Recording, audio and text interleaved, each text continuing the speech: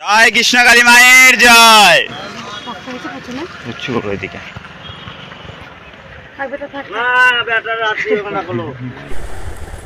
জয় কৃষ্ণকালী মায়ের জয়, জয় মঙ্গলা মায়ের জয়, জয় সোনা মায়ের জয় বলে আজকে আমার এইচএসএস ব্লগের একটা ভিডিও তোমাদের সামনে তুলে ধরছি। তো সর্বপ্রথম মায়ের এই সুন্দর হাসিটা দেখতে সবাইয়ের ভালো লাগে। আমরা যারা মায়ের ভক্ত তাদের অবশ্যই ভালো লাগে। আর যারা দস্যু টাইপের লোক, যারা মাকে পছন্দ করে না, মায়ের নামে বদনাম করে, তাদের পছন্দ লাগবে না। আজকে আমি দুটো কমেন্টের উত্তর দিতে এসেছি। দুটো কমেন্ট মানে একটা ভালো কমেন্ট আর একটা তোমাদের কমেন্ট আমি দেখাবো যে কমেন্টটা কি করেছে। আর কমেন্টটা সম্বন্ধে আমি পরে বলছি যে কমেন্টটায় কি বলেছে, তার উত্তর আমি দিচ্ছি। তো প্রথমে বলি, একটা মায়ের যদি 5টা সন্তান হয়, 5টা সন্তানই কিন্তু সক্ষম হয় না। তো যেই কমেন্টটা করেছে, মানে কমেন্টটা আমি তোমাদের পরে বলছি বা কমেন্টটা পরে দেখাচ্ছি। একটা মায়ের 5টা সন্তান হলে 5টা সন্তান কিন্তু সক্ষম হয় না। কেউ বেশি টাকা ইনকাম করে, কেউ কম টাকা ইনকাম করে, কেউ একদমই করে না, কেউ কুড়ে, কেউ মানে পঙ্গু, এরকম বিভিন্ন জন বিভিন্ন রকম হয়। 5 জন 5 রকম হয়। তুমিও একরকম হয়েছো, তুমি যে কমেন্ট করেছো। তুমি কিন্তু তোমার মাকে আমি কিছু বলবো না, কেননা উনি আমার গুরুজন, ওনাকে কিছু বলছি না। তুমি কিন্তু ভালো মানুষ হওনি। তার কারণ হচ্ছে তুমি দেবদ্বিজে ভক্তি রাখো না। দেবদ্বিজে ভক্তি মানে হচ্ছে বড়দের প্রতি ভক্তি বা ভগবানের প্রতি ভক্তি তুমি রাখো না।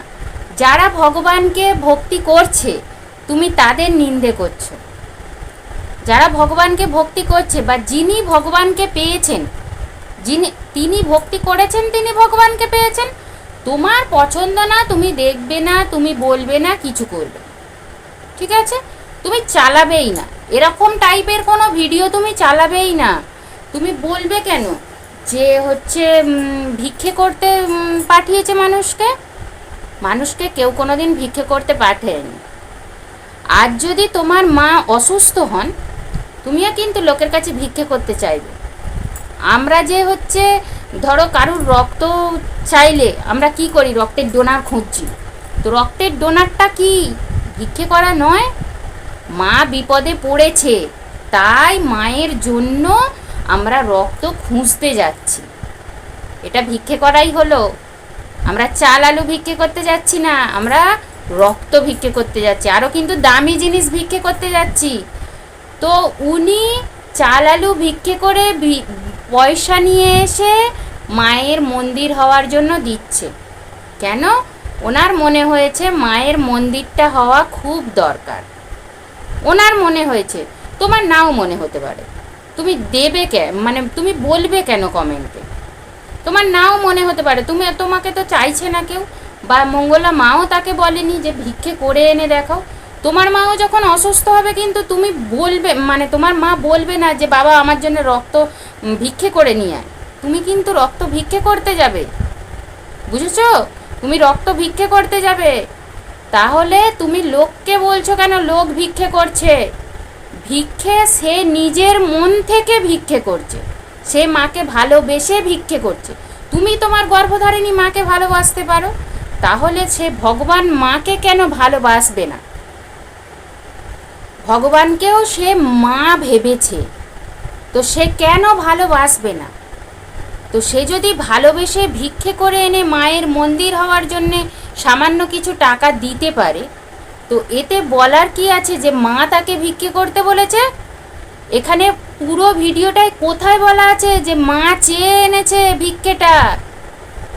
বলা তো নেই। সাহস থাকে কমেন্টে লেখো কোথায় বলেছে মা যে আমায় ভিক্ষে করে এনে দাও। বলেনি কিন্তু মা, একবারের জন্যেও মা বলেনি যে আমায় ভিক্ষে করে এনে দাও। তো অনেকটাই বলা হয়ে গেল। তো চলো বাকি বন্ধুদের কমেন্টটা আমি দেখাই। উনি মানে যে কমেন্ট করেছে সেই কমেন্টটা আমি তোমাদের দেখাই যে কমেন্টে কি লেখা আছে। আর কমেন্টটা দেখার পর আরও একটা কমেন্টের উত্তর দেব যে মায়ের এখন মন্দির কোথায়। তো সেই উত্তরটাও দেব। চলো তোমরা দেখতে থাকো পুরো ভিডিওটা। আরও একটা কমেন্ট এসছে আমার কাছে যে মায়ের মন্দিরটি কোথায় অবস্থিত। তো আমি বলি, মায়ের মন্দিরটি বর্ধমানে অবস্থিত, বর্ধমানে ইচলাবাদ, বর্ধমানের ইচলাবাদ। তো ওখানে গিয়ে ইডেন উদ্যান, হ্যাচারি রোড, নন্দনকানন মায়ের মন্দির, মায়ের নতুন মন্দির প্রতিষ্ঠা হয়েছে। এখন এই এমনি বাঁশের চালা করে, তোমরা তো ভিডিওয় দেখতেই পাবে, রাখা হয়েছে মাকে। মায়ের নতুন মন্দির তৈরি করা হবে। তো বর্ধমান ইচলাবাদে কিরণ সংঘ ক্লাবের কাছে গিয়ে যে কোনো টোটোকে বললেই টোটো নিয়ে যাবে মায়ের মন্দিরে। তো আমি যেটুকু জানি এইটুকু বললুম, এইভাবেই যাওয়া যাবে।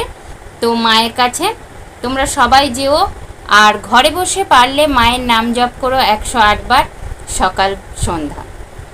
তো অনেক উপকার পাওয়া যায়, বড় বড় রোগ থেকে মুক্তি পাওয়া যায়। তোমরা সমস্ত ভিডিওই দেখতে পাবে।